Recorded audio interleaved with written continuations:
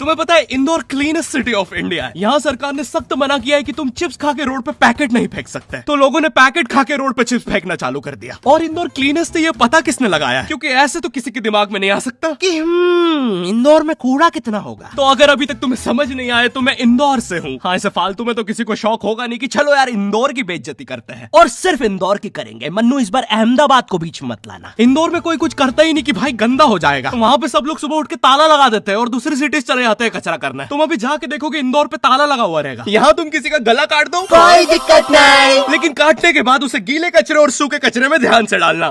400 लोगों को टपका दिया, 300 बच्चों को उठवाया, 5 बवासीर वाले अंकलों को बिठवाया। आज तक मुझे कोई पकड़ नहीं पाया, तुमने कैसे पकड़ा?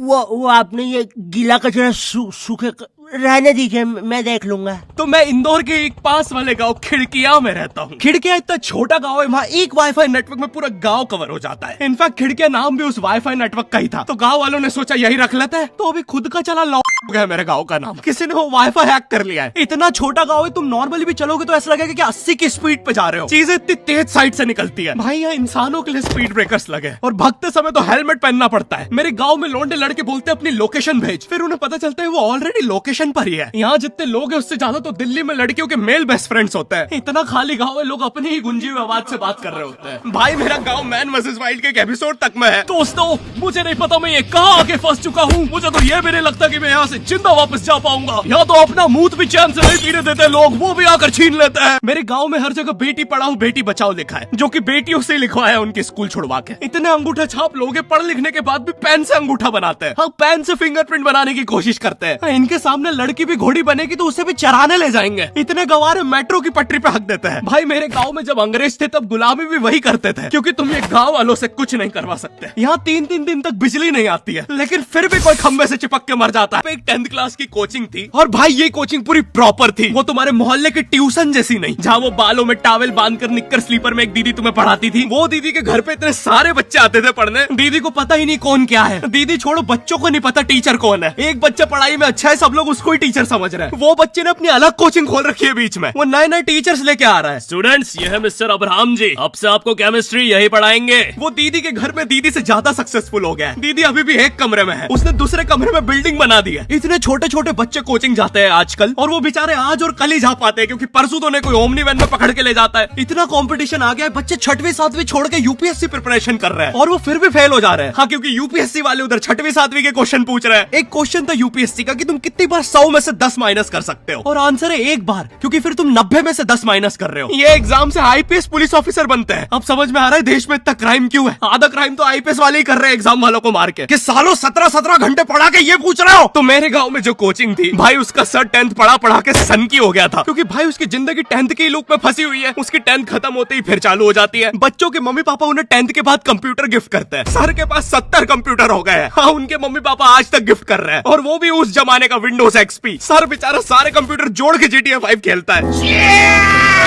सर इतना 10th क्लास में है, वो कोचिंग के बाद अपनी ही कोचिंग की लड़कियों के सामने बाइक से स्टंट मार रहा होता है। देख कोमल, राज ने तो सबको पीठ पे गुद्दे मारे हैं, तू कोई नई नहीं है।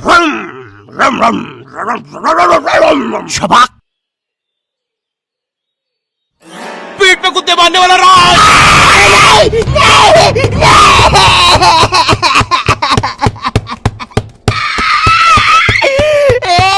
मेरी कोचिंग के बाहर हर साल एक बड़ा सा बैनर लगता था। उस पे जिस बच्चे के 90% बनते हैं उसकी बड़ी सी फोटो लगती है, और जिसके 60% बने हैं वो बड़ी सी फोटो लगा रहा होता था। वो 60% वाले बच्चे की इतनी सी फोटो आती है कोने में, वो भी खिल्ली से कूटी हुई। हाँ, बैनर के बाकी कोनों को ग्लू से चिपकाया है, बस इसकी फोटो पे खूंटा ठोक रखा है। और हर कोचिंग में ना एक पैटर्न जरूर होता है कि आगे वाले बच्चे का तो कंफर्म है, वो तो टॉप करेगा ही करेगा। उसकी तो हाथों की रकीलों तक में 96% बना है। मुझे दिखाया उसने, मैं डर गया। बाद में ट्यूमर निकला वो। भाई तू इलाज करवा ले यार अपना। चलता है तू मुझसे। कोचिंग में पीछे एक बच्चा पिट रहा है, उसकी किताब में सर ने ड्राइंग्स देख लिया। वो ड्राइंग्स उसकी थी भी नहीं, वो जिस सीनियर की बुक थी उसने बना रखी थी। ये इसलिए पिट रहा है क्योंकि इसको आज तक लगता था कि गांधी जी घूंघट में हंसती एक औरत है, और नेहरू जी ये है नेहरू जी। इस बच्चे के हिसाब से हमारी आजादी की लड़ाई कुछ ऐसी दिखती है।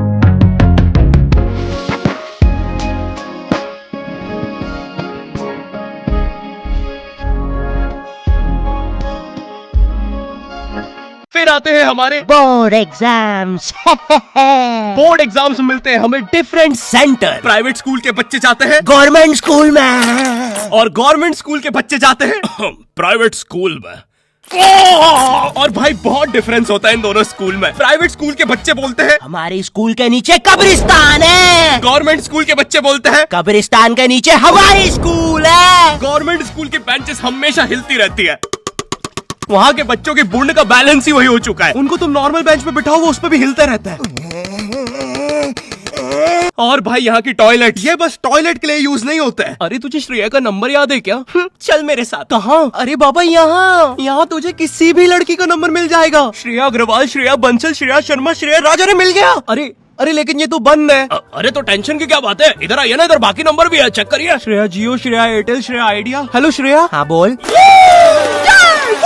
और बोर्ड एग्जाम से वो एक सरप्राइज इन्विजिलेटर चेकिंग होती है ना, जिसमें एक टीचर्स का ग्रुप बीच एग्जाम में रैंडमली आके तुम्हारी चेकिंग करने लग जाता है। एकदम से 5 लोग मिलिट्री की तरह अंदर घुसते हैं, पूरी क्लास में स्मोक कर दिया। एक तो अंडर कवर बच्चा बन के ही बैठा था पीछे। मैं यहाँ 15 मिनट से उससे क्वेश्चन पूछ रहा हूँ। मेरा ना इनसे बस एक क्वेश्चन है, भाई आराम से भी आ जाओगे तो क्या दिक्कत है? तुम्हें चीटिंग ही पकड़नी है ना, अंदर दाऊद थोड़ी ना बैठा है। इतना सीरियस चेकिंग कर रहे हैं, जेब चेक कर रहे हैं, जूते उतरवा रहे हैं, कुत्ता लाके ड्रग टेस्ट से चालू कर दिया। और गवर्नमेंट स्कूल के बच्चे इतने हरामी, वो लोग भी चीटिंग में नहीं ड्रग टेस्ट में फंस रहे हैं। कुछ भी हुए जा रहा है, पीछे दाऊद मिल गया है उनको। हाँ वो 10th क्लास ओपन से कोई भी करने आ जाता है। करनी होगी दाऊद को 10th, मुझे क्या पता, अनपढ़ गैंगस्टर अच्छा लगेगा क्या? और बोर्ड्स के रिजल्ट के टाइम पे हमेशा एक गरीब बच्चा न्यूज पे छाया रहता है, हाँ जिसने स्ट्रीट लाइट के नीचे पड़ के फिर से टॉप कर दिया है। एक तो साले ये गरीब बच्चों का ना अलग कंपटीशन चल रहा है। ये साले हर साल गरीबी में टॉप करने का नया रिकॉर्ड बनाते जा रहे हैं। इस बच्चे ने स्ट्रीट लाइट के नीचे पड़ के टॉप कर दिया है, इस बच्चे ने तो पत्थर की चिंगारी में पड़ के टॉप कर दिया है, जब बिजली चमकी थी तब जल्दी से पड़ के टॉप कर दिया है, जुगनों की जगमगाती जुगनी में टॉप कर दिया है, गरीब की आंखों में आई उम्मीद की रोशनी में टॉप कर दिया है। अरे भाई जब इतने गरीब हो तो एग्जाम का फॉर्म भरने के पैसे कहाँ से आ रहे हैं?